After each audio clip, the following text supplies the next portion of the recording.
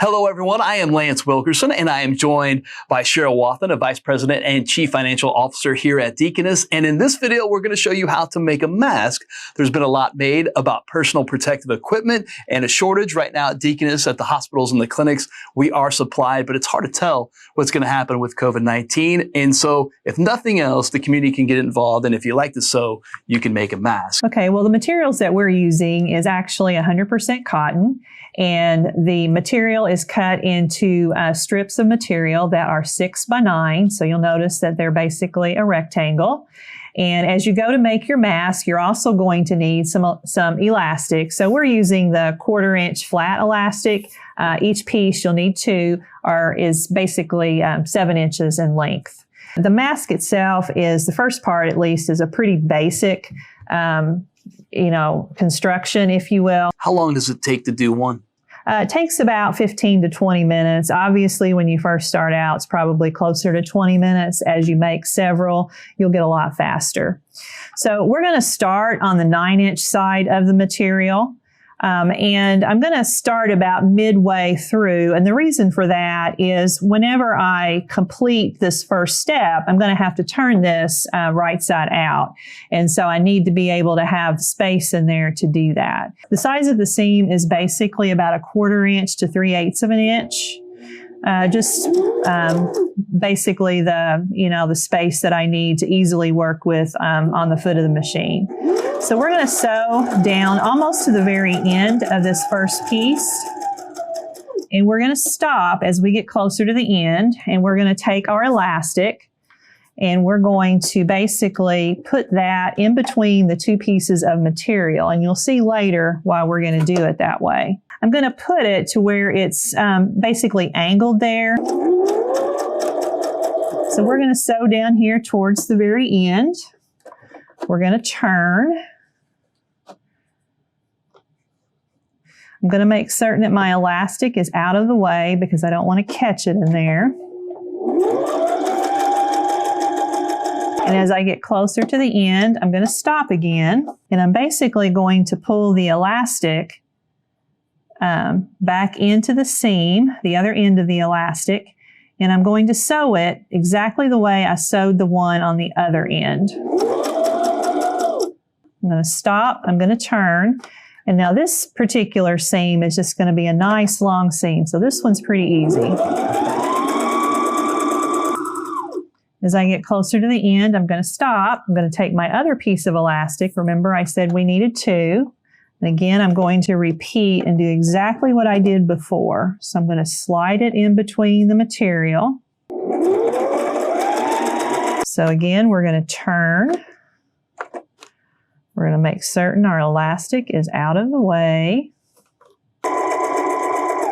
And then as we get closer to the end, we're going to reach in. And this time we've got a little bit less room to get in there and grab our elastic because we're almost to the point where we've completed our first step. So we're going to grab our elastic and then we're going to get close to finishing this off for at least this part. Turn.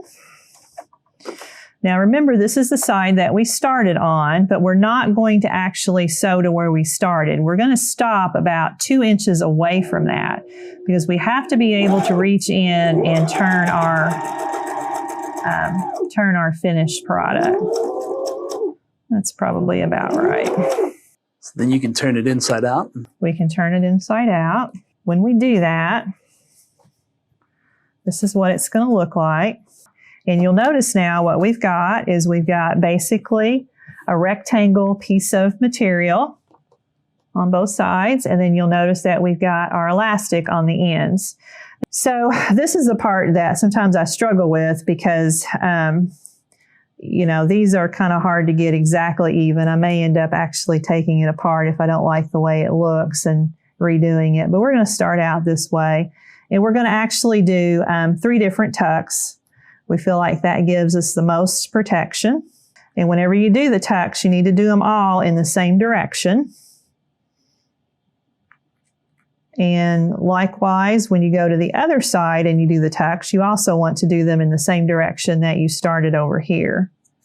So basically now our mask is We've got everything tucked in, so we're ready to do the finishing touches. So I'm going to go back to my machine and we're going to finish this off. So I'm going to start kind of in the middle here. And I'm going to have to watch as I get up here because I don't want to hit a pin. Yesterday, in addition to going through different levels of material, I think I also hit a pin. So we're going to have to pull our pins out as we get closer.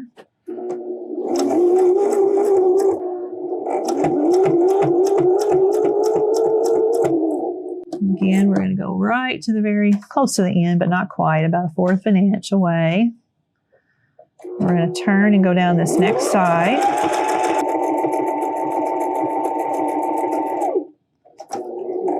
Slow down a little bit as I get closer here. It'll be a little bit easier on my machine. Pull this last pin out.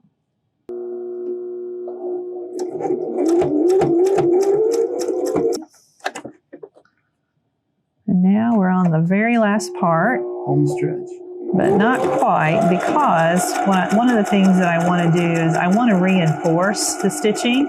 So now we're right back to where we started, but to make certain that it is stronger, I'm going to go ahead and go around it one more time, and I'm going to try to hit the same stitches I did before. I probably won't exactly hit those, so that probably won't be quite as maybe as pretty as it should be.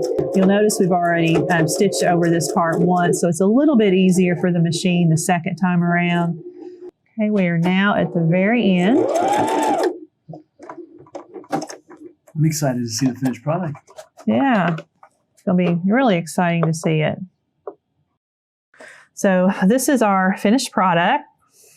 Looks great. I love it. What do you think? Yeah, it looks fantastic. Yeah. This is actually the adult size. There is also a child's pattern as well. It's just a little bit smaller, but basically it's made the exact same way. And we'll get all of that information on how to do that. And the way you have to do is send us an email at connect@deaconess.com, and then we'll reply and show you how to make one and then how to get it to us. Ideally, it'd be great if a lot of these came in, because there's a lot of places like the Rescue Mission and homeless shelters that could use a mask for sure. And if they're going to send in a mask, do they need to wash it first? No, they do not. Actually, we will run those through our washers here. Thank you so much, Cheryl. Really appreciate it. Again, the email address is connect@deaconess.com. Thanks so much for watching, and have a great rest of your day.